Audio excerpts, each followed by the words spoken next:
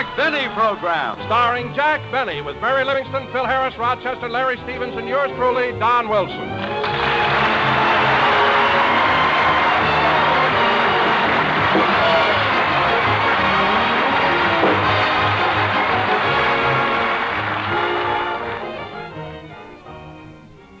"'Tis the night before Christmas, and at Jack Benny's house, there are presents for all, even cheese for the mouse. Jack is up on a chair, then he's down on his knee, but you have to do that when you're trimming a tree.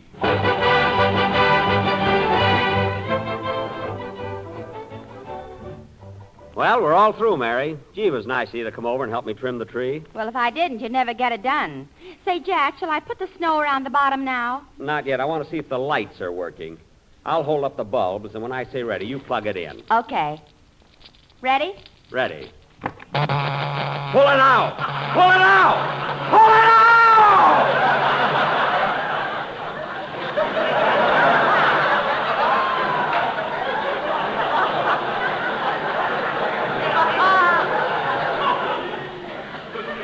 My goodness. Oh, Jack, why did you make me shut it off? Those lights were so pretty, especially those two blue ones that kept flashing on and off.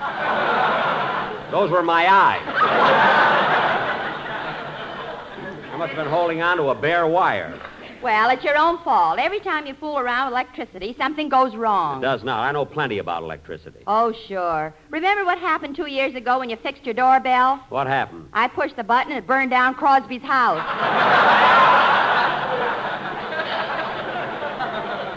Oh, stop exaggerating. Anyway, hand me that roll of tape. Give me that tape. I'll fix this bare wire right now. Here you are. Thanks. Comes to electricity, I know what I'm doing. See, when you see a bare wire, you just tape it up like this. And that way it's insulated against outside elements. There, that ought to be enough tape. All right, Mary, plug it in. Okay. Pull it out! Pull it out! Pull it out!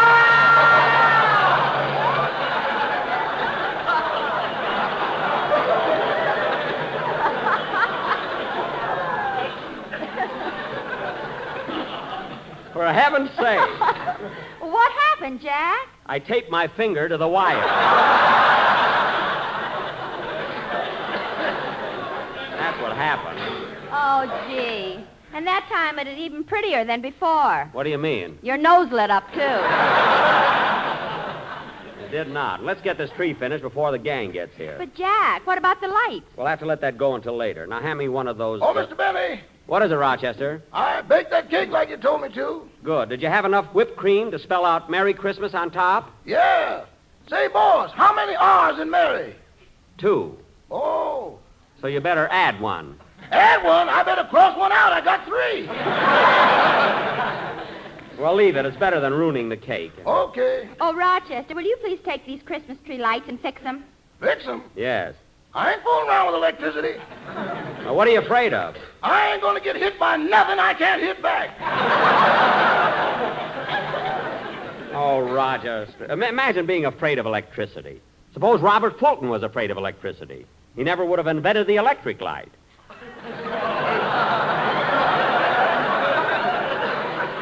Would he? Jack, you're thinking of Thomas Edison. Edison? Well, then what did Robert Fulton do? He said, don't give up the ship. That was John Paul Jones. Now, let's not start that again. Now, Rochester, please fix these lights, will you? Okay. Let's see. Now, in electricity, there's the electrons and the electrodes. Then there's the positive and the negative. But I ain't positive which one is negative.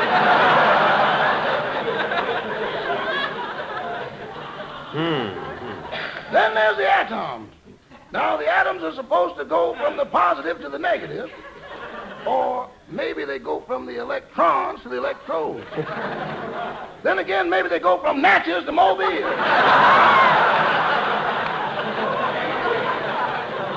Rochester. Now, as long as these atoms keep passing each other, everything is all right. Yeah. But when they meet halfway and start fighting, they're going to turn on anybody who tries to butt in. Rochester, I'm not interested in the scientific details. I just want you to fix those lights. And I promise you, while you're holding the wires, no one in this room will turn on the switch. I know, boss. While I'm holding the wire, you ain't going to turn on the switch, and Miss Livingston ain't going to turn on the switch. Of course not. But way up there at Boulder Dam, there's a little man sitting in a room with thousands of wires around him. What? How do I know he ain't going to do something just to break the monotony? Oh, all right. I'll fix it myself. Go back in the kitchen. Come in. I'm looking for Mr. Benny. Mr. Jack Benny. Me? Yes. But you're a policeman. Well, now, what do you know? This blue uniform has given me away again. But, officer. Mary, say something. But, officer, Is that all you can say? that's all you said. Now, officer. Mr. Benny, I hate to be doing this to you on Christmas Eve, but I have a complaint about you disturbing the peace last week at Moore's department store. At Moore's department. Oh, that! Well, officer, that wasn't my fault at all. You see, first I had trouble with some crazy floor walker who kept hollering, "Stop breathing on my carnation." And then... A little slower, please. I'm writing it down. Yes, sir. How many R's in carnation? One. There. And then some silly guy kept following me around, asking me what I thought I ought to buy his wife for Christmas. Now, I didn't mind it the first time or the second time, but he kept hounding me. And just before the real trouble started, I was standing by the perfume counter when all of us, I was trying to buy some perfume for my sister Flora. Here's your change, sir. Thank you. Come on, Mary. Let's get over I to... beg your pardon, mister. Oh, it's you again. What do you think I ought to buy my wife for Christmas? I told you before, I don't know what you should buy your wife for Christmas. Figure it out yourself. Figure it out yourself, he says. Figure it out yourself. Fine Christmas, Ferret. Look, I don't care what you buy your wife for Christmas. Don't buy her anything. Don't buy her anything. We've been married for 12 years. What are you trying to do, break us up? Look, I don't know your wife. I've never seen your wife. What's going on here? What's the trouble? That man's been caught stealing somebody's wife. What? At your age, you gray-haired wolf. Now, wait a minute. One time, let me through. What's going on here? Oh, it's you, my little Cupid with the droopy toopy. Now, cut that out and don't blame me for this because it... Stop breathing on my carnation. I'll breathe on it as much as I like. Stand up, everybody. The man is mad. You're darn right I'm mad, and this is all your fault, mister. Asked me to buy your wife for Christmas. For all I care, you can buy her a dog collar. What size? What size? There you are, folks. See what a crazy guy is, and you blame me. Why, it's not my fault. I'm not the type that would start trouble. I'm a peaceful home... Shut up!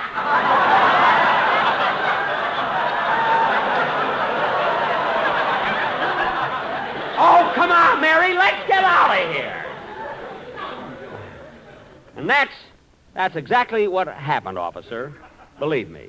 By golly, it's amazing. It sounds like something you'd hear on the radio. Yeah. Well, I'm convinced it wasn't your fault, and I'm going to forget all about this complaint and be wishing you folks a Merry Christmas. The same to you, officer. And a Happy New Year. Thank you. Goodbye. Say, Mary, he was a nice fella at that, wasn't Yes, he was. Now, come on, Mary. Let's put the presents around the tree before the gang gets here. Huh?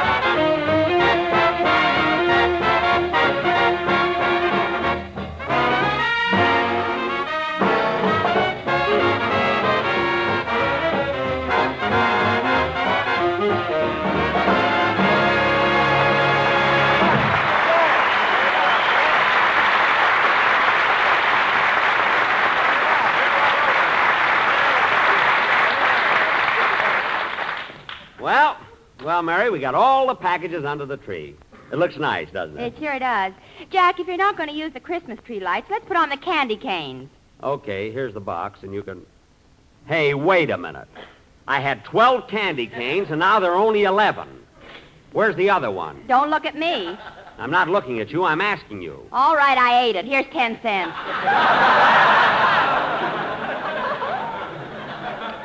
Smarty. I bet you'd be surprised if I took it. I wouldn't be surprised if you sued me.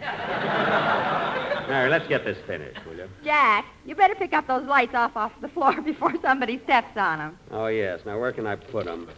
I'll put these lights up here on the chair. This chair right here. And, Mary, here's Rochester's present. I forgot that. Slip it under the tree. Boy, will he be surprised. But, Jack, how'll he be surprised? You've got toilet water written all over the package. Well, you gotta do that with Rochester. When he opens the package and finds a bottle, he never stops to read the label.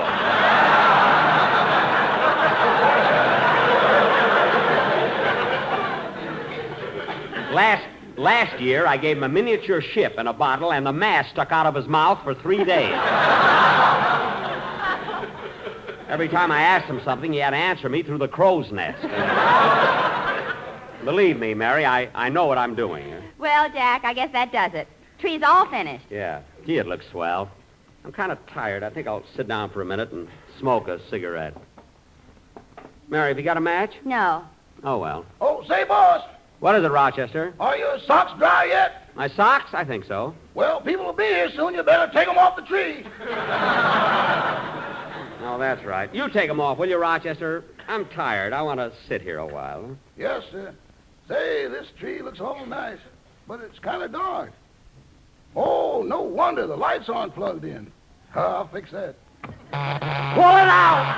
Pull it out! Pull it out!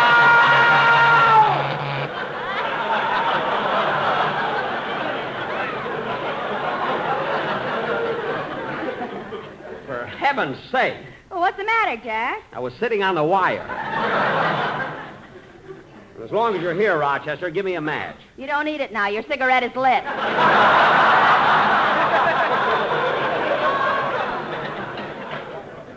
Oh, yes. Thanks, Rochester. Don't thank me. Thank that little man up at Boulder Dam. Rochester. I wonder how that guy at Boulder Dam knew I was sick. Oh, well. Come in. Hello, Phil. Hiya, Jackson. Merry Christmas, everybody. Same to you, Phil. Hey, Jackson, that Christmas tree looks terrific. Yeah, it is a nice tree, isn't it? Not only that, it's grown about 2 feet since last year. Phil, this isn't the same one. You know, Phil, I believe in the old-fashioned way of getting a tree. I know when you get up early in the morning and bundle yourself up warm, and you throw an axe over your shoulder and go out in the woods, you know, way out in the wilderness and chop down your own Christmas tree. Yeah, you're right, Jackson. Where'd you find this one? In the lobby of the Beverly Wilshire Hotel. You said it. Timber! Yes, sir. Say, Jackson, you ought to see the tree I got in my house. I got it all decorated, and then right on top I got a big red star. A red star? Phil, it's supposed to be a silver star. I know, but this way I get 5 red points. Oh, Harris, you humorist. You're the Mark Twain of your generation. Mark Twain. Phil, it's Twain. Twain. Wheelie?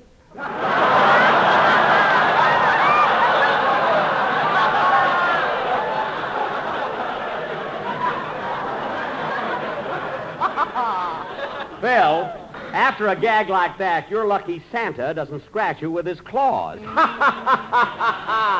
Say, that was pretty good, too. Don't bother sending us Cracker Jack, Mother. We're now getting corn by the ton. Oh, I don't know, Mary. I thought that was pretty cute. Hey, Phil, what do you got in that package there? Oh, I forgot, Jackson. It's a Christmas present for you. For me? Yeah, me and the boys in the band all chipped in and got it for you. Well, thanks. I'll put it under the tree. Oh, no, you don't. No, you don't. Open it up right now. Okay. It was certainly nice of you and the boys to think of me. You know, I really didn't... Oh, Phil, thanks. Gee, a beautiful turtleneck sweater. Gee. Well, look inside of it, Jackson. Inside? Oh! Oh, Phil. What is it, Jack? A turtle.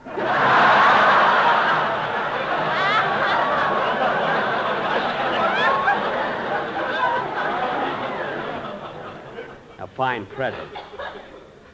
A fix him. Imagine bring me a turtle for anything, Mary. Come here, Phil. Phil, sit down on my chair. Well, thanks, Jackson. Are you comfortable, Phil? Sure. Good, good. Mary, push in the plug. Oh, Jack, you wouldn't dare. Hand me the plug. I'll give it to him myself. Hey, Jackson, what about my present? Yes, sit where you are. You'll get it. You'll get it. It's a surprise. Mary, watch him jump. 1, 2, 3. There.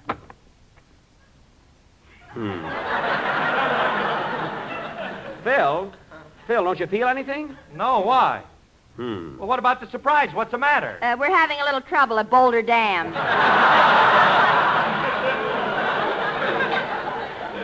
Mary, I can't understand what went wrong. Phil, stand up a minute. Okay. Let's see. There must be something wrong with this thing. Pull it out! Pull it out! Pull it out!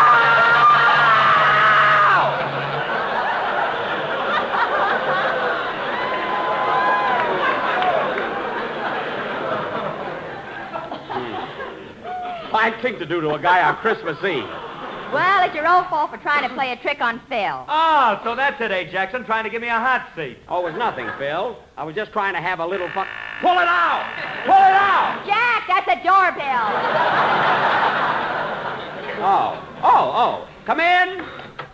Hiya, Don. Hello, Larry. Well, Don, and Larry. Merry Christmas, Don. Hey, I'm glad you fellas were able to come over. Oh, say, Mr. Benny. Yes, Larry. Well, last night I went to the movies and I saw a picture called Hollywood Canteen. You did? Yes, and you want to know something? What? You were in it. Yes, I know, kid. I happened to see the picture. 8 times. What? On the days he can't go, he sends me. Rochester. Between you and me, that seat never gets a chance to cool off. Never mind. Well, say, Jack, I saw the picture, too. You did, Don? Well, Don, tell me, how did my violin solo go over? Well, Jack, this will amaze you. Really? When you started to play, the man next to me got all excited and enthused. Oh, I get it, Don. I get it. You don't have to... Okay, Mr. Benny, I got the cake and coffee on the table. Good. Come on, fellas. Let's have a little bite. Come on, everybody. Now, take it easy, fellas. Take it easy. Take it easy. There's enough for all. Yes, folks, you don't have to crowd. Just line up to the right and have your ticket stubs ready. Rochester, this is Christmas. Oh, yes, excuse me.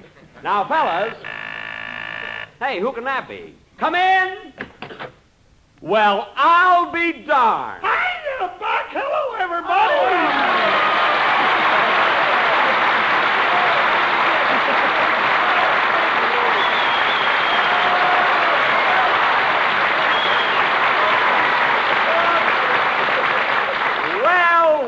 Well, what a surprise. Andy Devine. Well, who'd you think I was, Frank Sinatra?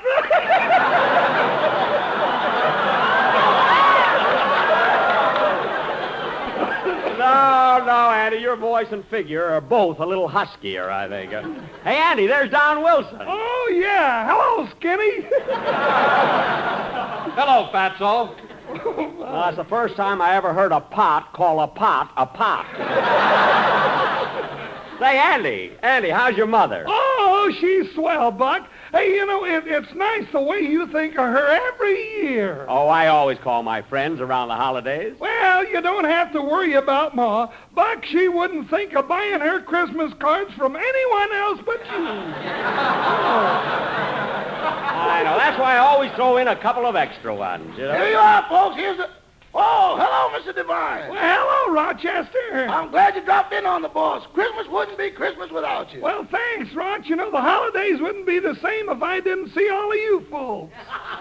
Those are the two voices that drove Gravel Gertie into hiding.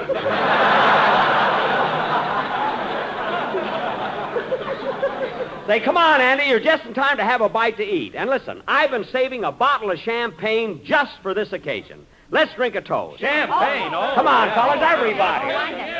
Oh, Rochester, give me that bottle of champagne. Here you are, boss. Shall I open it? No, I'll open it myself. Thank you. Now, let's see. Champagne corks are so tight. Gee, they're hard to get loose. For goodness sake, fellas, don't just stand there. Pull the cork out out of his mouth. Okay, hold your head still, Jackson. I'll pull the cork out. Now, there.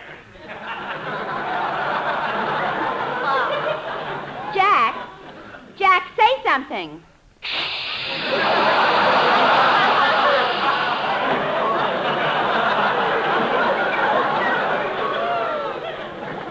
Boy. Here, Rochester. Rochester, fill the glasses. Yes, sir. Hey, fellas, how about a toast? Hey, I got one. Go ahead, Andy. A toast? Go ahead. Here's to you, Buck, Mary, Phil, and the whole gang. We've been friends for a long time, and I hope it always stays that way. Merry Christmas! Merry Christmas, Andy! Merry Christmas! Jack, can I give a toast, too? Sure. Go right ahead, Mary. A Merry Christmas to everyone, everywhere. Yeah, Merry Christmas, everybody! Merry Christmas! Merry Christmas! Merry Christmas to all. That's right. Glad to see you. Say, Jack, how about a toast from you? Me? Yeah, I'd like to give a toast, too, Don. This is a toast to a lot of fellas I met in Africa, Europe, and the South Pacific. And to all you other boys out there I wasn't lucky enough to meet. Fellas, this is Christmas Eve, a time for happiness and good fellowship, a time when our hearts should be humble and forgiving. But this is war, and I've seen what you boys are up against on both sides of the world. I know the Christmas spirit must seem a very distant thing when you're crouched in a muddy foxhole or wading through the half-frozen slush. I know, too, that there's very little to remind you of Christmas inside a stifling tank or in the icy cockpit of a B-29 6 miles above Tokyo. Maybe you feel it as something you lost long, long ago, because the only Christmas lights you see are the bursts of shells or the flashing path cut by tracer bullets. But Christmas is a spirit that springs from within and is so strong it transcends even the ugly scenes of a battlefield and fills the soul with a passion to defend the things that are right and just.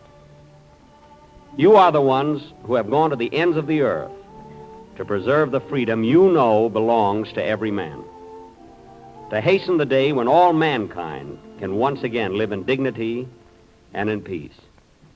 So here's to you, fellas. Merry Christmas, and God bless you all. Oh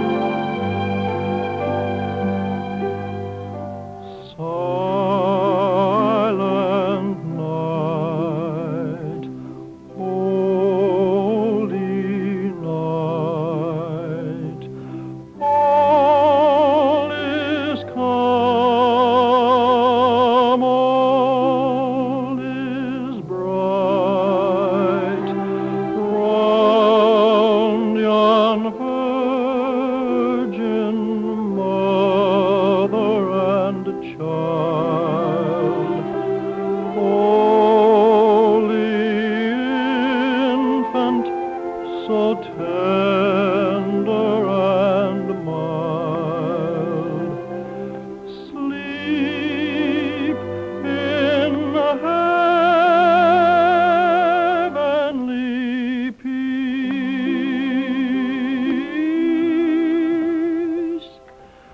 Sleep in heavenly peace.